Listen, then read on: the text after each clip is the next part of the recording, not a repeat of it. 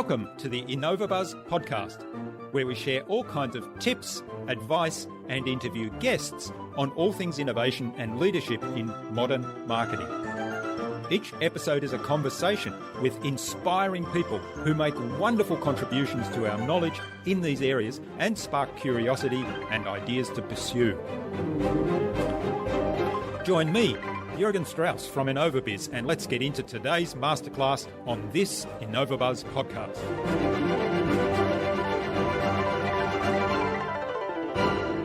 If you're having trouble writing your intro or writing your headline or writing your experience section, put it down.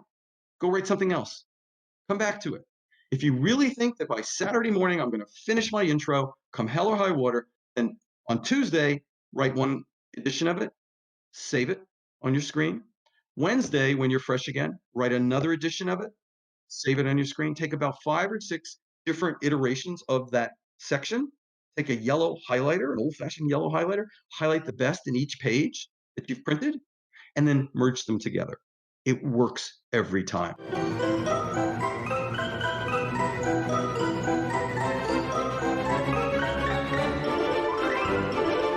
Hi there, Innovator. It's great to be back with another episode. I hope you've had an awesome week so far.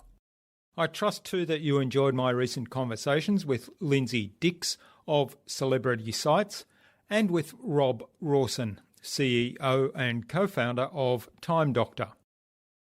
I'm really excited to have on the InnovaBuzz podcast as my guest today, Marc Halpert, who's a LinkedIn branding expert, also an e-commerce expert, a book author, a coach, and a speaker. For over 10 years, Marc has used LinkedIn as a focal point in his cash flow optimization consulting business for marketing, for publicity, for education, and for communication. He found that it's an ideal way to connect to collaborate, which is the name of one of his other businesses. He can directly attribute new business to his LinkedIn profile and activity on LinkedIn. A quick promotional message from our sponsor, that's InnovaBuzz, where we help coaches and consultants build professional credibility, engage their target audience, and connect with their ideal client. That requires absolute clarity about who your ideal clients are and how you can help them. To help you get that clarity about your ideal client, take a look at our Marketing Master mini class, where in less than 30 minutes you'll gain absolute clarity on your ideal client and how you can communicate with them to build and strengthen an engaging, enduring relationship. Access the Marketing Master mini class at innovabuzz.co/Marketing Master. It's completely free and accessible without even giving away your email. In our discussion today, Marc talked to me about using LinkedIn to build relationships and to nurture relationships. He explained how to construct a power profile telling your personal story and highlighting your value. And he shared some secret tips to maximize the effectiveness of LinkedIn, beginning with your why. Without further ado then, let's fly into the hive and get the buzz from Marc Halpert.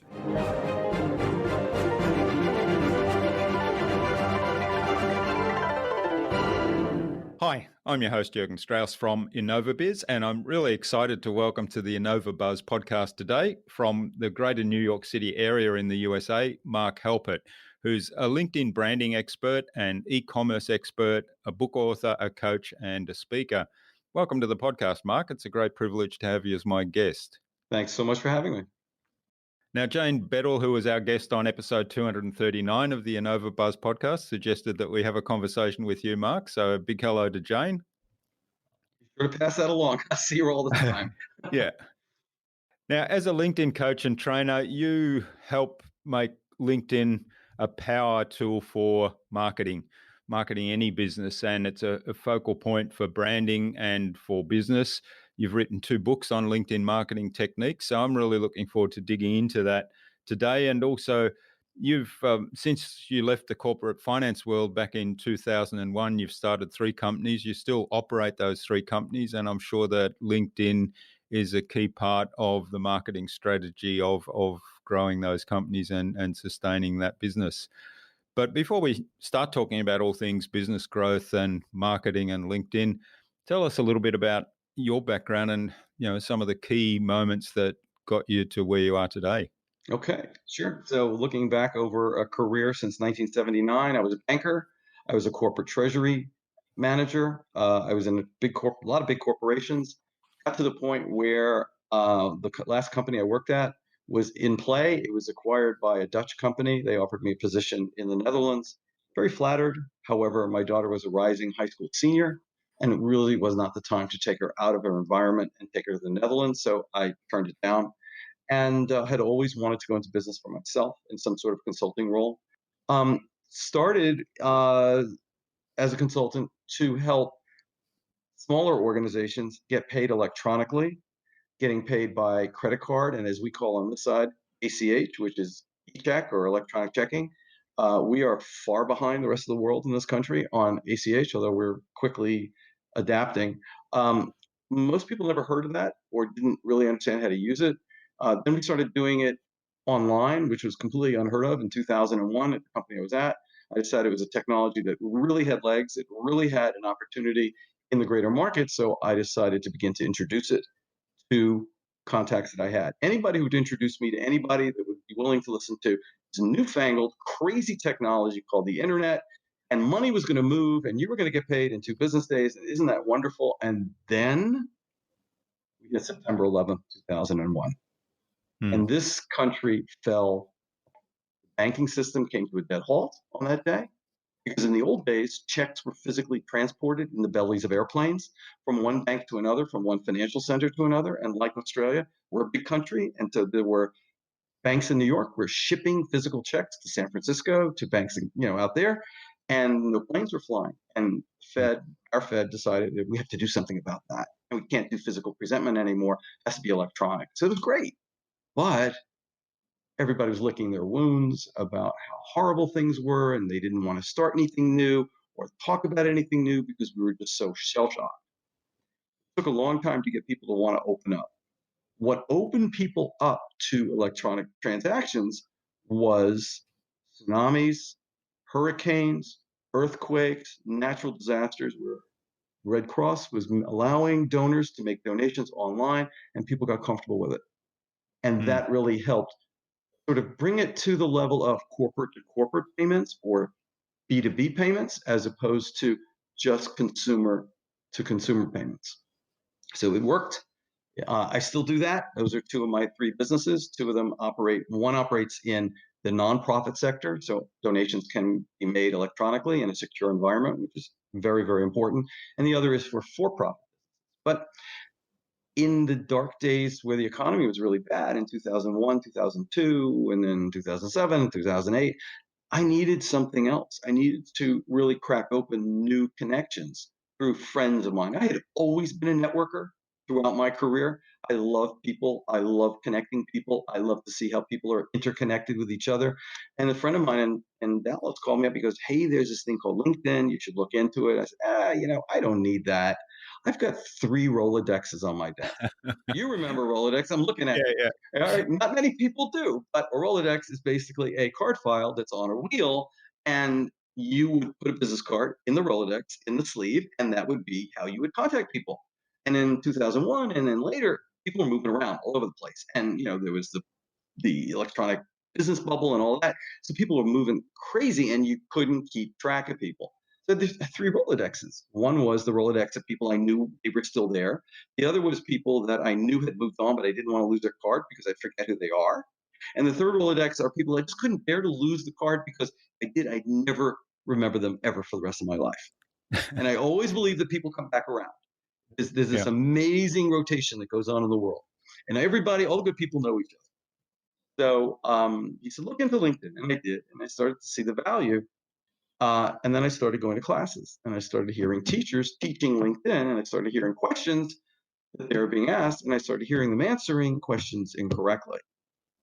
And I'm saying to myself, you fool, you're paying for this class. You should be teaching this class. And I did. And I started doing it, and that was like 9 years ago, and I haven't looked back yet. Like you said, 2 books, 3 e-courses under my belt, hundreds and hundreds and hundreds of clients who have been able to talk about themselves in ways that we were speaking about earlier, because they don't want to, they don't know how to. They think the world's going to come knock at their door, and that's just not the way the world works. So I don't work for LinkedIn. I should have started saying that earlier on in this Mm. podcast, but I am an independent LinkedIn consultant. There are hundreds of us around the world.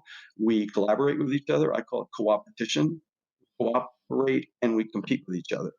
Mm. And it's a lovely, lovely relationship. And business comes from it. People lay off business on me on them, because there are areas that I'm not an expert in, or I can't do justice to the client that they're looking for. So it's fun, and keep meeting people around the world who are you and others who are doing things that are fascinating, and I never stop being amazed at the interconnectivity.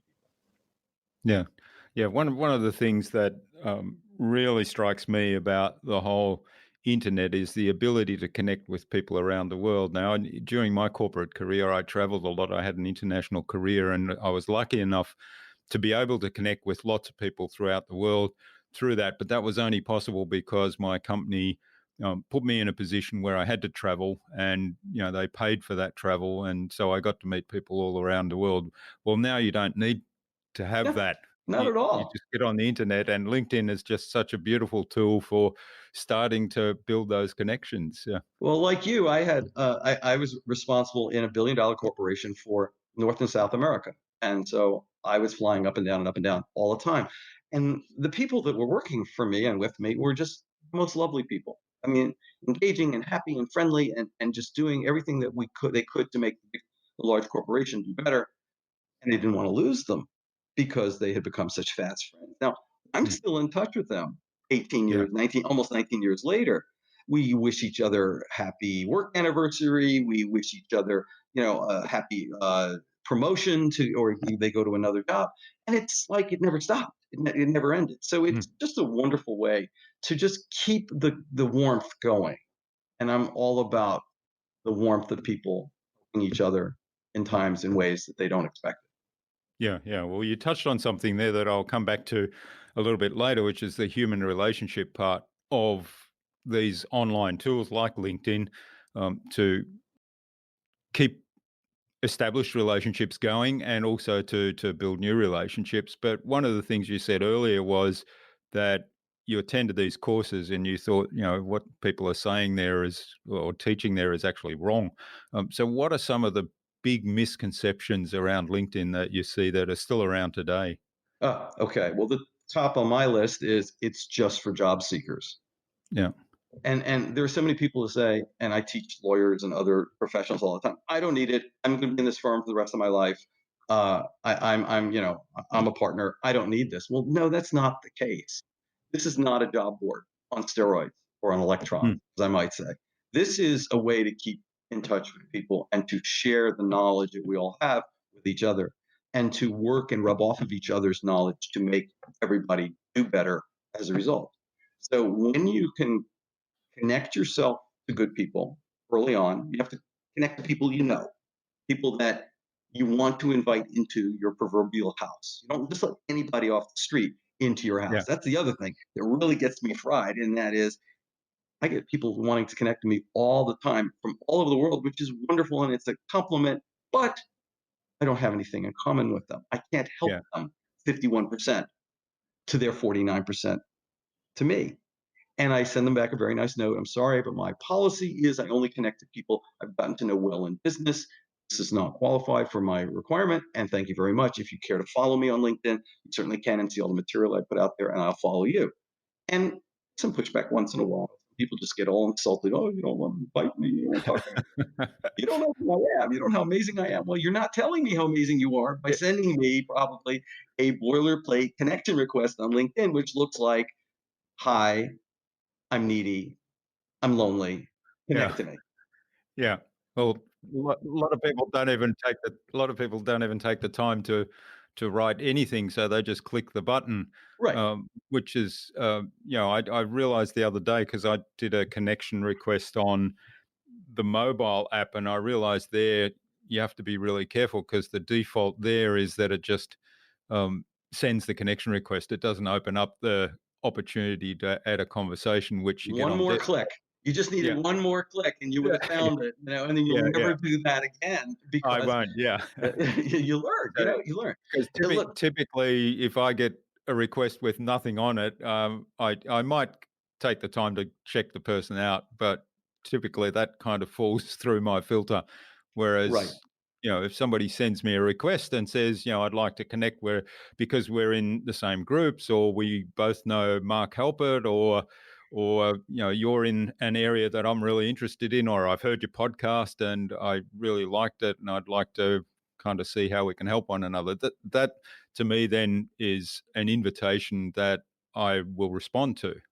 I'll respond to it after I've looked at their profile. If I Mm. still don't get it by looking at their profile, then I don't connect. So let's talk Yeah. about another thing that gets me excited or in the wrong way, and that is people who take their resume and copy paste it or their CV and copy paste it onto LinkedIn. This is not factoid and bullet points. This is a narrative.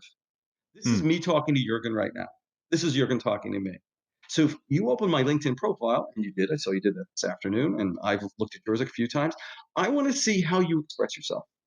I want to Mm. see where the balance is. I want to see what you are honing in on, that I can help you and you can help me. Like I said, Yeah. I'll help you 51% to your 49. It's as even a playing field as I know. If your profile opens up to me after a really boring request and it's equally or less or more boring than the request, you are gone. You don't even get a response. And Yeah. and some people say it's snarky, which is a term we use over here, and that is a little bit nasty, but I have 3,100 connections and I know all of them. I've got great ability to draw upon the knowledge base that's out there.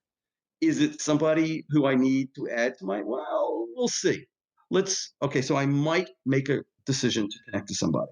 And then what I do is I onboard them. I send them an article that I read recently. I say, hey, Jurgen, really enjoyed talking to you. Here's an article you might appreciate. Would love your thoughts. Okay, burden's on you. You got to respond. If you don't Mm. respond, I might do it one more time. And if you don't respond twice, you get the two strikes and you're out. In my world, it wasn't meant to be. Mm. So I expect people to give of themselves probably somewhat as much as I give to them.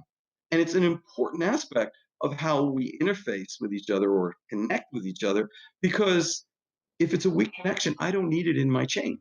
It messes things up. So, or what if somebody said to me, I'm looking for a podcaster who has experience in consumer products in Australia, who did all this and did. Yes, I know the guy. It's Jurgen. Let me introduce you to Jurgen. And if you don't represent yourself well, it impacts me and Mm. impacts the person who I've introduced you to. Who says, "What's wrong with Mark? He's connecting with people who aren't that good." Yeah. So it's not just one on one. It's the whole chain of the connectivity of all that. So that's another thing. The other thing that I really don't like is that LinkedIn's really hard to use, and I wish it weren't.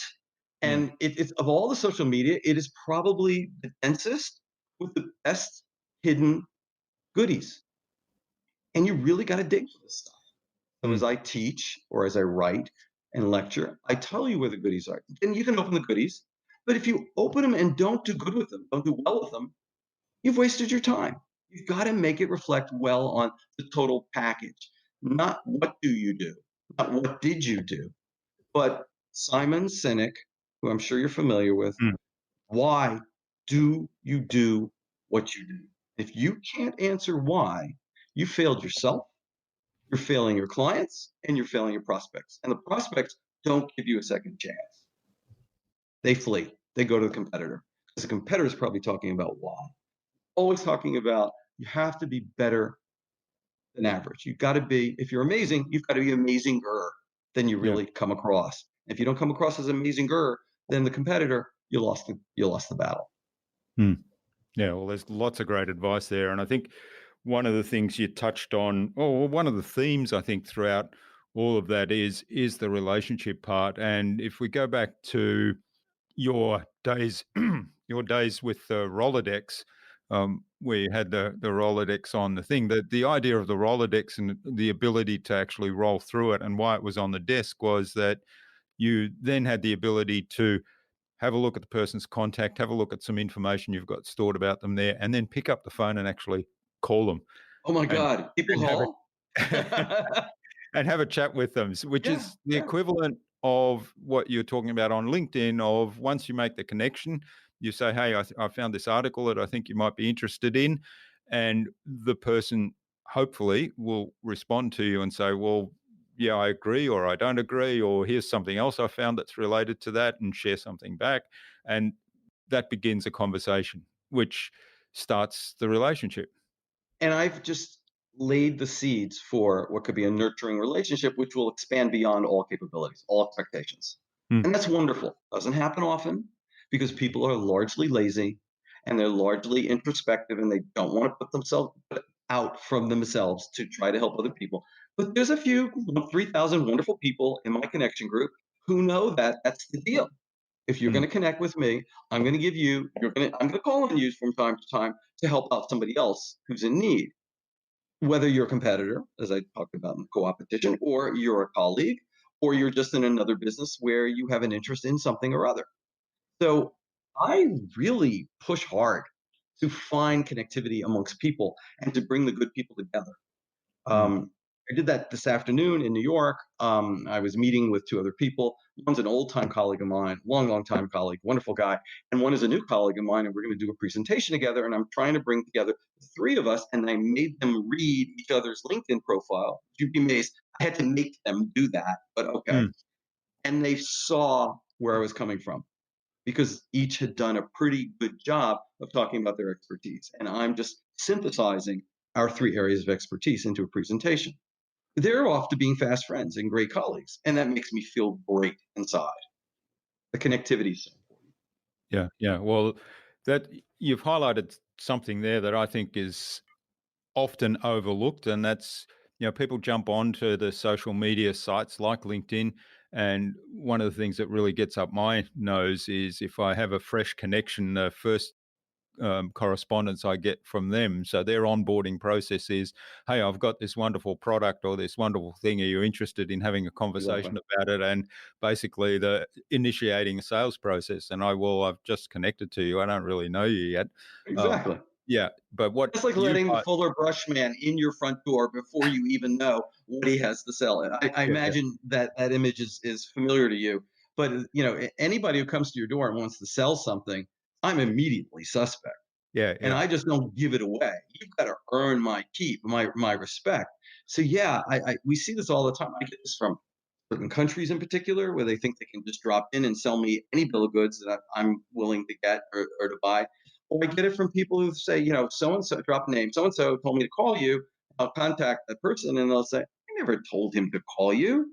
That's so out of line. So yeah, I mean that's another one of those things. If you let me go on long enough, I'll tell you everything I don't like about LinkedIn, but I'll tell you all the great stories that I've had from LinkedIn, and Yeah, so yeah. why that's so important. Anyway, Yeah, well, the story you've just shared, I think, highlights one of the things that people overlook a lot on these platforms when you start building relationships. There's opportunities there to meet up with people that you can partner with and do something together with, because when you're out on business on your own, it can get pretty lonely and you can get stuck pretty easily on things where I've got something right now I'm dealing with where I'm stuck a little bit and I think, oh, I don't know how to deal with that.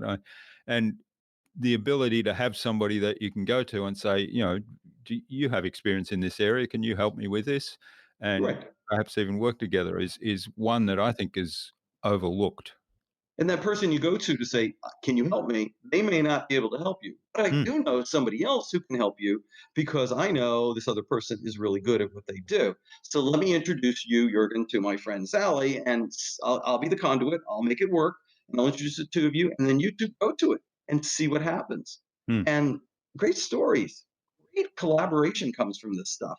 People have yeah, written books together. They've won major contracts that way. I mean, it's wonderful to feel that, but you have to know the person you're dealing with here. mm, You have to know them beyond just somebody who knocks on your door. It takes yeah, years. It takes years. yeah. That's right. And just like any relationship, it doesn't happen in an instant. Shouldn't. Mm, When you hit on something about electronic communication, and that is on LinkedIn, You can send verbal messages with the intonation in your voice. You can send it's better than the flat email or email Yeah, messages yeah, that you can do on LinkedIn. And is that important? Yeah, in certain cases, and if you use it wisely, it's very, very important. Like, I need your help sounds a lot better than just I need your help. yeah, yeah. And I'm stuck. Well, how stuck are you? I mean, what are you stuck on? Give me some information. Call me as soon as you can. So anything where you can create a sense of urgency, correct urgency, not false urgency, then that gets attention. It's how you say it on your LinkedIn profile and what you say. So you have to choose your words and your language very carefully. You have to use power verbs.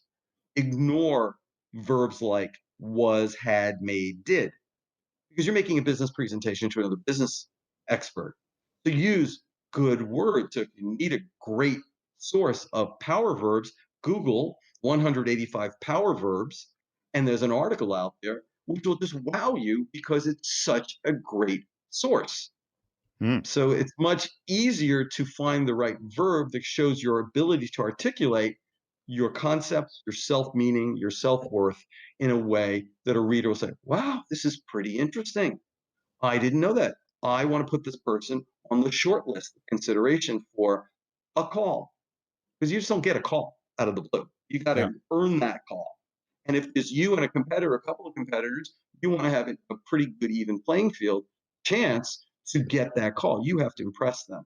Make it all elevator pitch type language. Make them want to know more. Make them want to read down, down, down as far as you can get them to read because we're attention deficit these days, very attention deficit. Make people curious. What can this person do for me? Do I need that person now? And that's the golden rule. Of course, it's hard, and it doesn't just fall out of the sky. It mm, doesn't happen your first time you write it. You have to write and rewrite and rewrite. And I'm still, after 12 years, rewriting my profile. It's still not where I want it to be, but it's getting better every single time because I'm changing. So my profile has to change. yeah, yeah. My impacts change. Well, one of the things, I mean, you touched there on constantly changing and improving the profile. People write their profile on LinkedIn and then just leave it there. It's not. You can actually go in and edit it. So Oh, you you can, should. yeah. Absolutely. So you can keep changing it. So get something up there that's as good as you can make it right now, and then just review it fairly regularly. And the other thing Review it. I was just going to say is I've discovered recently, and particularly for messaging, this can be very good, is you can actually put a video in a LinkedIn message. Oh, yeah. This is a way to get around if you're not connected to somebody on LinkedIn and you send them a connection request and write in the connection request why you'd like to connect, you're restricted to, and I can't remember the number of characters. Often I find myself, oh, I've run out of characters and I haven't even Yeah. said what I wanted to say. So Exactly. a trick is put a video on. But be sure it's a great video. It's Be got to sure be a good video. you don't look like a bumbling fool, because a lot of people get in front of a camera and go, Yeah. they don't can't spit it out. So yeah, that's a great tip for a lot of people if you're comfortable and Mm. adept at using video. And how do you get comfortable and adept at using video? You use it a lot. You Yeah, yeah. practice, practice, practice. So yeah, completely there with you. Completely agree. Mm. All right. Now, one of the things you mentioned is about having a good profile. And before we started recording, you talked about that people find it really hard to talk about themselves anywhere, let alone on LinkedIn or in any other public forum. And part of that is because in Western society in particular, it's trained out of us. I suspect that might be the case in most societies, that, when we're young children, oh, look at me, I've done this, and we're kind of proud of what we've done. And we share that completely innocently without thinking about it, and yet it's trained out of us. So why do you think that's so hard to talk about ourselves on LinkedIn? And well, I've got a double question here. Let's start with why do you think it's so hard for us? We were taught as children, don't talk about yourself. Hmm. Don't say too much. Don't be rambunctious. Be quiet. Sit in class. Be exactly who you are. And that has really pushed a lot of personalities down. The personalities that do well are the ones who are not afraid of using their accomplishments to speak volumes in terms of who they are and what they do. So talk about your accomplishments, talk about the things you did that are high level, comparatively easy to translate into another position or into another role at another organization that you want to work with, and show the value that you bring with you, not what you did. I saved the company $10 million. Well, that doesn't mean anything, Mm, because at the time the company was $100 billion and $10 million was a rounding error. So mm, don't tell me you saved 100, you saved $10 million. Tell me what you did that made saving the $10 million a unique experience. So it's not laying out fact and expecting people to absorb the meaning of it. Tell us the meaning. So people are afraid to talk about what they did or why they did it, because they're afraid that they're going to look wrong or look in, I don't know, not approachable. mm. If you're an approachable person, you will find a language. You will, and then you know what? It's okay to talk about yourself. There is a rule amongst us LinkedIn coaches. It's called the 80-20 rule. You can talk about other people for 80%. 20% is okay for you to talk about yourself. So I Yeah. sort of make it 90-10 because I don't really want to. And as you see, I am on LinkedIn multiple times a day, certainly Mm, once a day, every weekday, because I have a weekday blog that's about a LinkedIn topic, so it goes into LinkedIn. But I always put something in there like, today I met somebody who needed this, that, or the other. I suggested he look into source of information or this organization. And by the way, if this is something you'd like to know more about, contact me and I'll be able to direct you in the right place. So I'm bringing the attention to me, but on behalf of somebody else. mm. And there's lots and lots of ways to show the ability for you to be the fulcrum to make things happen. And that in turn reflects well on you. Yeah, yeah, that's great advice, and it comes back to one of the things that I talk about quite a bit, and a lot of the people I work with talk about also, and in particularly when you're composing an about page on your website, that whilst it's about you, you've got to present the value that you present um, to the potential client, to the reader Correct. of that, and also you've got to give them a sense of who you are, why you do what you do, and a representation of your values and your ethics and so on. So a lot of that requires talking about yourself, but talking about yourself in a way that is focused on the value you bring to the other people. So that, in a sense, that to me is like your 80-20 or 90-10 rule. But when you do that on your website, you're writing to the universe, Yeah, yeah. anybody who comes across. When you're doing this on LinkedIn, on your intro section, which is where your elevator pitch type material goes, you're writing to and talking to the audience of business professionals. You're going to say something different in your intro section than you're going to say about who we are on your website. Hmm. You're going to talk to the audience. You can't talk to your audience or don't know who your audience is. You're wasting a tremendous amount of energy trying to beat your head against the wall to find the client. That's not going to happen. So when you talk to somebody and they're looking you in the eye as you're reading to them as they're reading you on LinkedIn, that's where they fall in, as I say, like with you. You want them to pick up the phone or email you or something to fall in love with you, because you reinforce what they already read. So you need to know what you have out there, and you need to tailor the verbal part of it to what the person's looking for in the conversation. Hmm. And it can't be dissonant. You can't say something on the phone that is in complete opposite of what you've done on LinkedIn, because Yeah, that's a disconnect. And disconnects mean goodbye, click, I've had yeah, enough of you, that's right. and they never come back. Mm. Yeah, that's a really important point. I think that that's a fundamental concept of marketing that is often overlooked. People think, "Oh, I have this wonderful marketing strategy, and I've got all this stuff put together in my marketing plan, and it's not working." And that's because there's that disconnect that you've said. It's not congruent right throughout. And I think to me, that comes back to being really clear about the why. And Mhm. if you can then, for example, on LinkedIn, on the LinkedIn profile, really articulate that why, but articulate it for yourself and also in a way that other people understand. That, I think, is a foundation for keeping that congruence. I agree with you. And if you're like me and you have 3 businesses and people go, well, wait a minute, this is crazy. What's wrong with this guy? You have to say in your own words and my words, Mm. the why is I am completely client centric. You get 110% of me as my client. That's what draws all of this together. I want to treat you like you want to be treated the way I want to be treated. And that's so impossible these days to find. And I want to be that person who gives just that extra bit of tender loving care to the client. So I always tell the client, you'll hate me at first, you'll love me for the rest of your life. I have to put you through the paces to change your behavior or change things. You'll that little doll is going to have that little pin in it. I'm going to get a headache.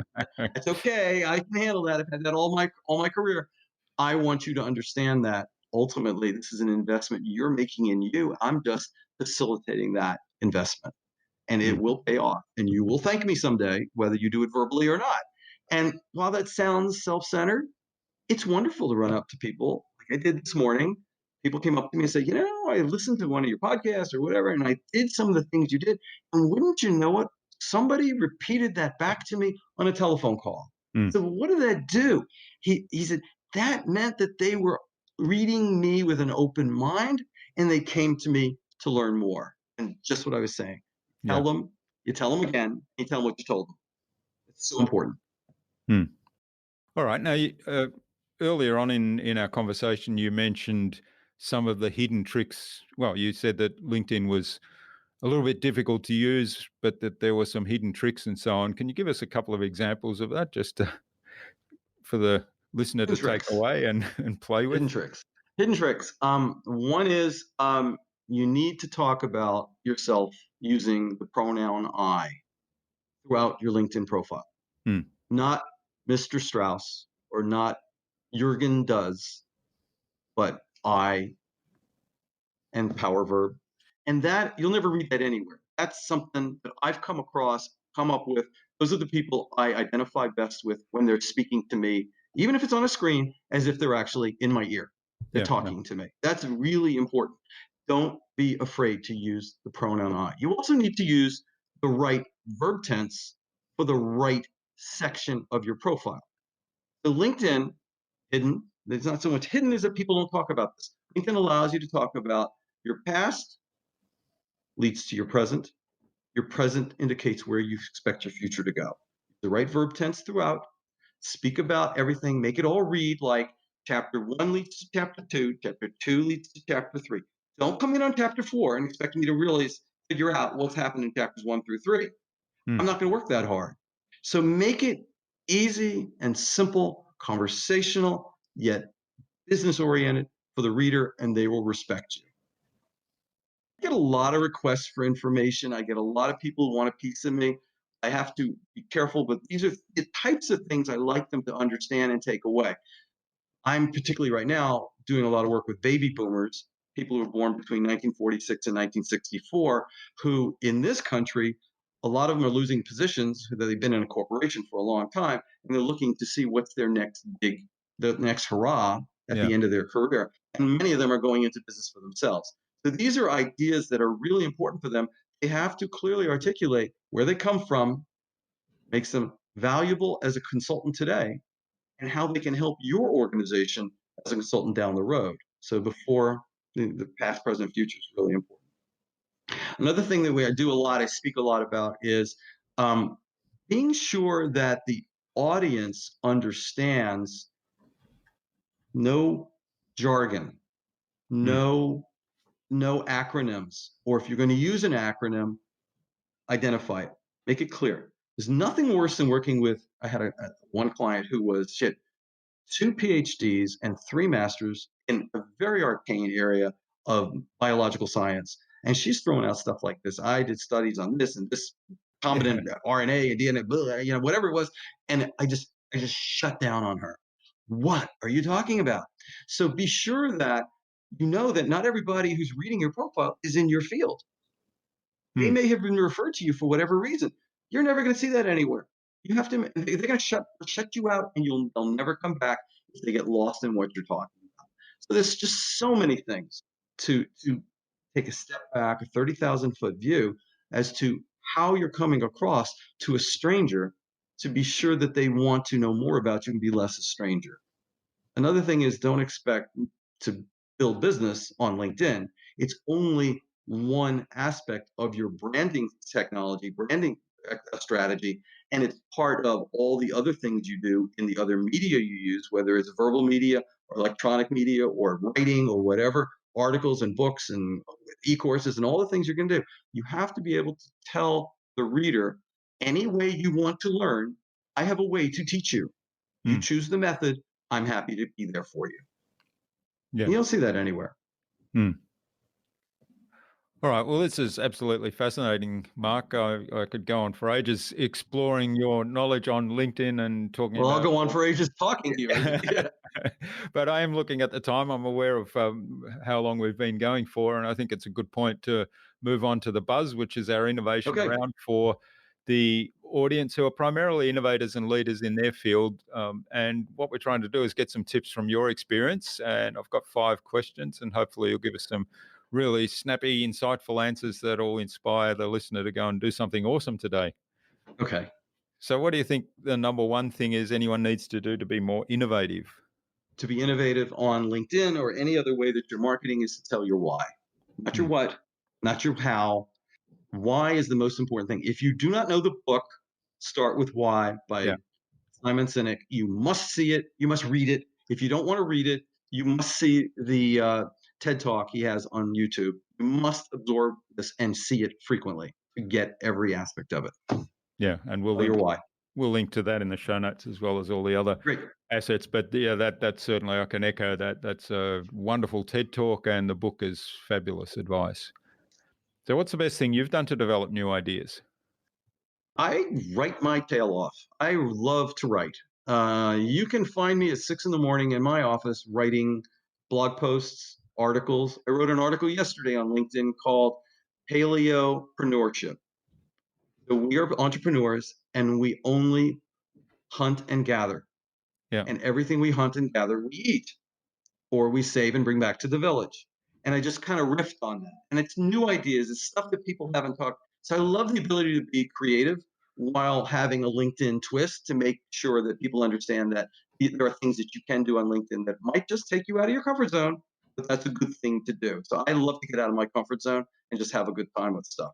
Yeah, and I love that style of writing where people take some aspect and kind of translate it into a completely different context and relate the two and make it so engaging and captivating that it first of all it's really interesting and keeps your attention right to the end, but is like a story. But secondly, the message is really clear, even at an unconscious level.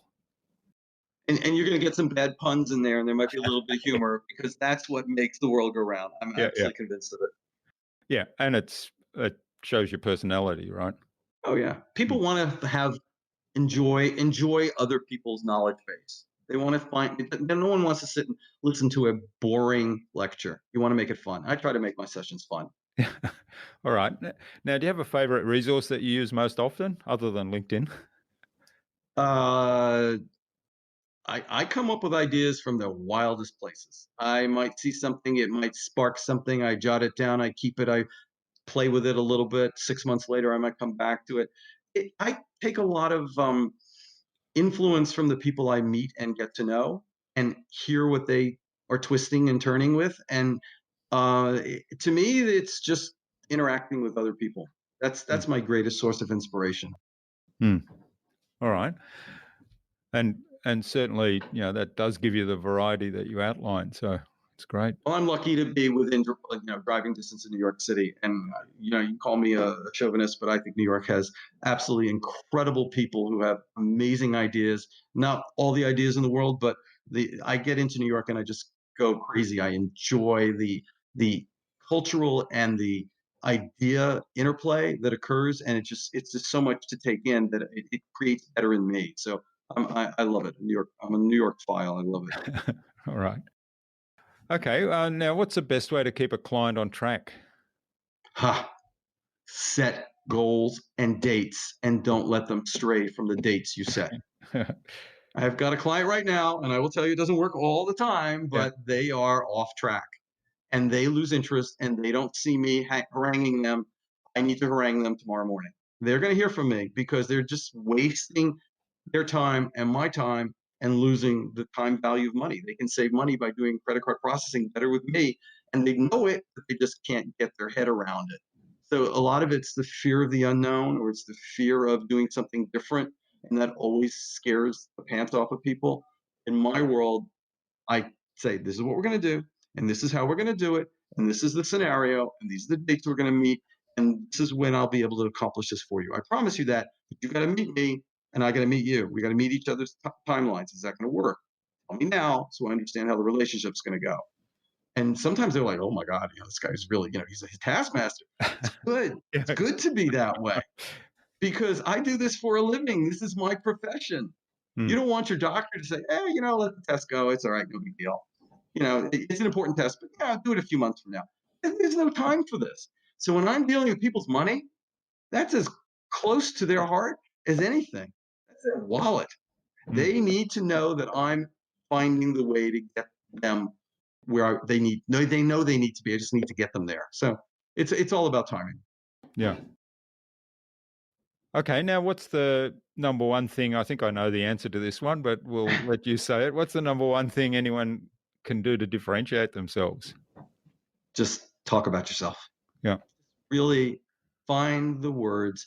We were talking earlier about renovating your LinkedIn profile, and that is a job that takes a lot of time. You need to outline it. You need to write each section of it so that all the other sections interplay, and you need to make sure that it all makes sense from the 30,000-foot view. If it doesn't, they leave. So really sit down, and it takes a lot of crumpled up paper, or it's going to take a lot of different screens on your computer. And that one tip you were asking before, one tip I like my clients to do is, if you're having trouble writing your intro or writing your headline or writing your experience section, put it down. Go write something else. Come back to it. If you really think that by Saturday morning I'm going to finish my intro, come hell or high water, then on Tuesday, write one edition of it, save it on your screen. Wednesday, when you're fresh again, write another edition of it, save it on your screen. Take about 5 or 6 different iterations of that section. Take a yellow highlighter, an old-fashioned yellow highlighter, highlight the best in each page that you've printed, and then merge them together. It works every time, especially when people are stuck, because there's little tidbits that you come up with each time you sit down for a task that you didn't do the day before. You have different influences on you, different things are coming out of your head. Try it. It works. So that's a great tip that really, really works. I came up with it because I've been stuck in various places writing proposals or whatever. I'd say, this is horrible. I got to get rid of it. Let's write a better proposal all over again. And it keeps getting better. Yeah. That's really great advice. So thanks for that. Now, thanks for the whole conversation, Marc. This has been I enjoyed it. Fabulous. I sort of learned a lot. And now, where can people learn more about you, reach out and perhaps even say thank you and contact you on LinkedIn? I guess that's the best place, is it? You said it. You said it. So you go to linkedin.com/Marc Halpert, MarcHalpert. You'll find my profile. And if you're not connected to me, you'll see my public profile. It's pretty much the same as my private profile. We didn't even talk about any of that stuff. There's all these tips stuff you can do. But nonetheless, that's me talking to you. If you like what you see and you think there's some common ground and you want to engage with me, tell me how I can help you. Send me a note. I'm not going to connect to just everybody who comes to me. I might not even connect to anybody who sends me a note. But if you would like to follow me and see what I'm producing on a regular basis, to follow me is the best way to see the sum total of my thought process, the thought leadership that I'm putting out on LinkedIn, and I'm doing it on Facebook, and I'm doing it on Twitter, so you can find me there too, all different ways. But my company is called Connect to Collaborate, the number 2. And I really believe that as we connect and we collaborate with each other, just the world gets smaller and we all benefit each other. And that's why I named it that. Oh, great. Thanks for that. And we'll have a link to your LinkedIn profile and the other social media and the website on the show notes for this episode. Now, what kind of number one piece of parting advice would you leave the listener today that they can go away and take action on and enhance their leadership and innovation skills? Don't be afraid to admit you screwed up. Don't be afraid to admit that your LinkedIn profile is worthy of trashing and starting fresh.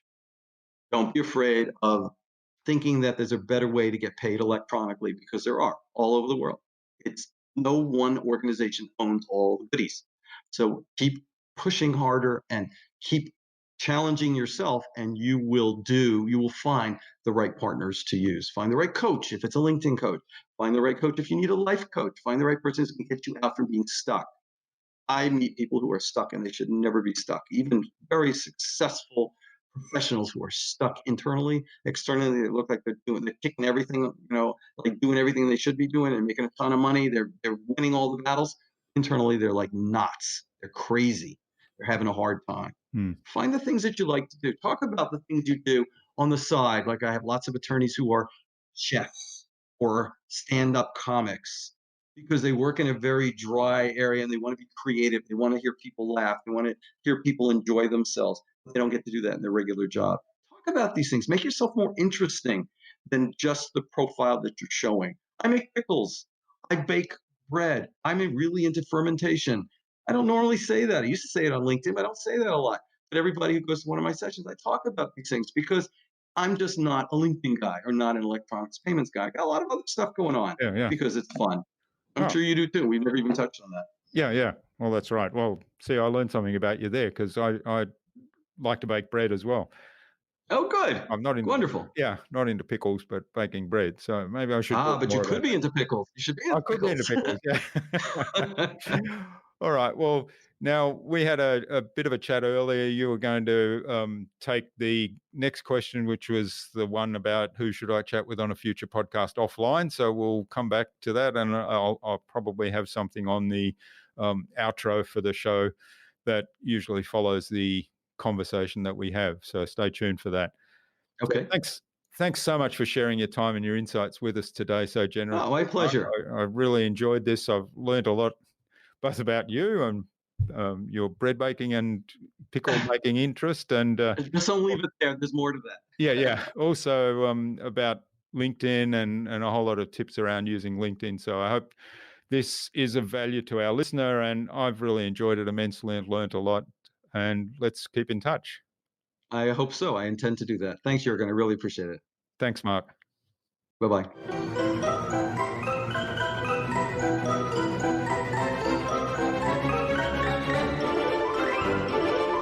I hope you enjoyed that wonderfully informative conversation with Mark and took something away from his episode.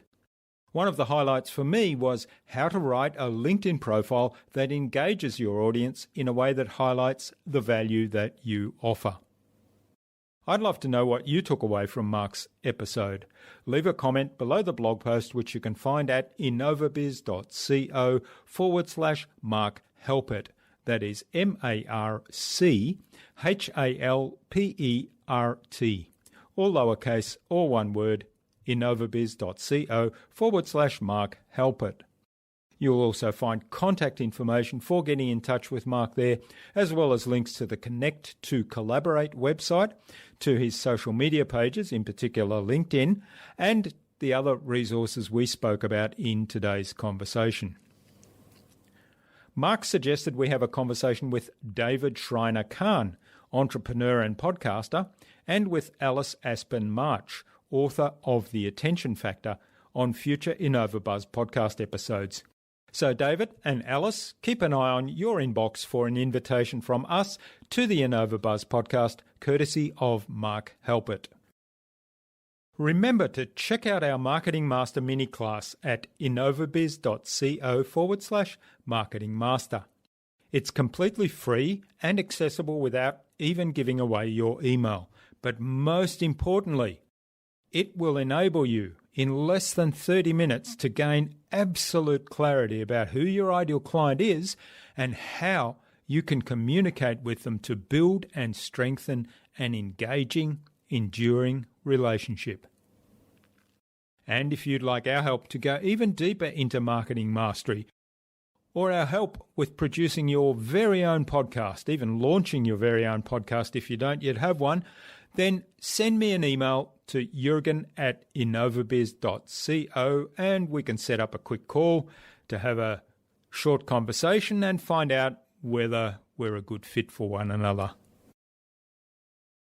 Tune in again to the next episodes of the InnovaBuzz podcast, where we've got more fantastic guests lined up, including Dr. Catherine Lloyd, founder and director of Maverick Minds, and business strategist Ken Foster, the author of The Courage to Change Everything. Stay connected with us by subscribing to the InnovaBuzz podcast at innovabuzz.com/subscribe. innovabuzz.com/subscribe. Make sure you never miss another episode. It would also mean a lot to me if you leave us a review, because what you think matters. I'd love to hear your thoughts, your ideas, your suggestions, or questions you have, so go ahead and share them in the comments below the blog post for this episode. Until next time, I'm Jurgen Strauss from InnovaBizz. Remember, be awesome and keep innovating.